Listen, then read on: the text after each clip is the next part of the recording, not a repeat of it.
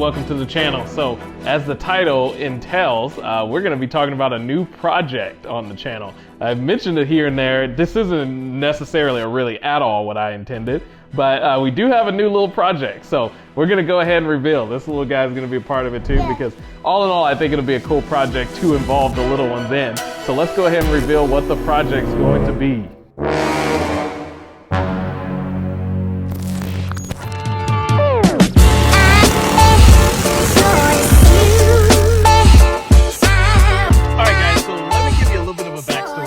Neighbor gave this to me because he was basically out of space in his garage and he wanted to find some place for it. And the thing's rough. I mean, literally everything has to get replaced. Everything is chrome in the future. So I thought, how cool would it be to give this thing a new lease on life? And I've been researching these things a lot over the past week or so, a couple weeks really. And ultimately, I mean, you can get a lot out of these things, you know, for what they are. They're small little bikes, but to be able to get these things up to 40, 50, 60 miles an hour in some cases is pretty crazy. So I know that out of the gate, you know, it's just going to be really cool to get the thing started and working, but I know that there are going to be some cool tweaks and some things that you guys might not have known were options with these things to really get this thing moving in a reasonable fashion. My goal with it is to get this thing up to, if not above, 40 miles an hour.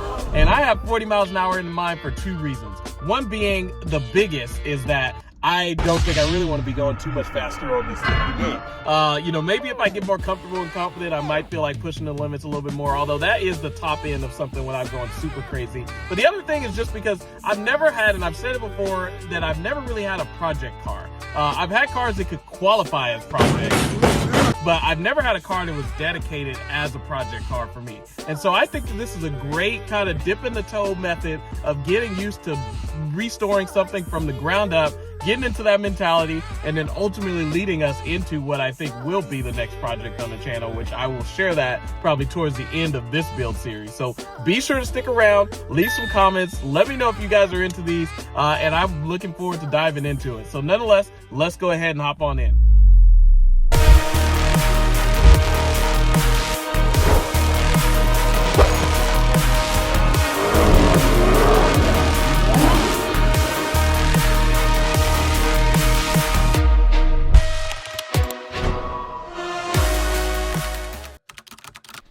You see big box? Yeah.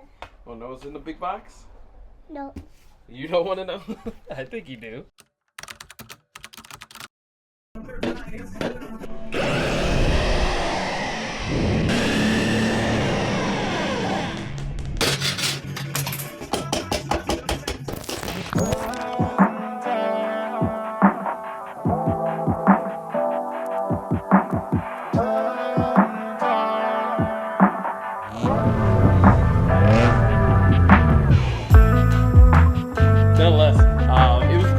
Taking this thing apart. Obviously it's not fully apart because, as you can see, the chain is still attached. I have to get some chain cutters because this thing was literally just rusted to the point where it's just hard. You know, it's not even like a chain really should be.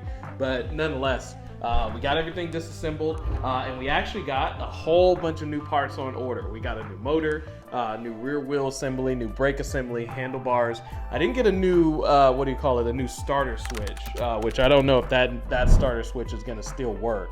The thing that I'm toying around with mostly is whether I want to shave this thing down and repaint it, or if I just kind of want to get things put on, see how it rides, and then maybe go ahead and take it apart and repaint it later, which is probably not now saying it out loud, not the best way to go about it, but I'm not very good at when it comes to really like cosmetic paint type stuff, so I'm not necessarily excited about doing that part, but it would be cool. It'd be cool to make a nice little paint scheme or something like that, so we'll see if I decide to do that. I was able to get all of the parts from a cool company, Go Motorsports. Shout out to those guys, not sponsored, but shout out to those guys. Had all the parts that I needed, and really was really easy, even though I don't know the exact model of the bike. It was pretty easy to find the parts that I needed and the parts that I didn't, just kind of based on, you know, what they have available. So I hope you guys enjoy it. I'm doing it really because I think that it'll be a great opportunity to not only do this for myself, but also to do this with the kids and let them see something that has gone from, you know, looking the way this thing does to looking like something that you actually would want to have some fun with. And so nonetheless, we're going to get into it once I get back with some more parts and things. So look forward for a separate video on that. Like, subscribe, do all of the things, and we'll catch you guys on the next one. Probably get the brake set up, get the brake handle, get the cable ran, and then get the brakes situated on there on the other side. Ooh, actually, you know what? Now that I say that, I think I might have some things backwards here. So let's take a break.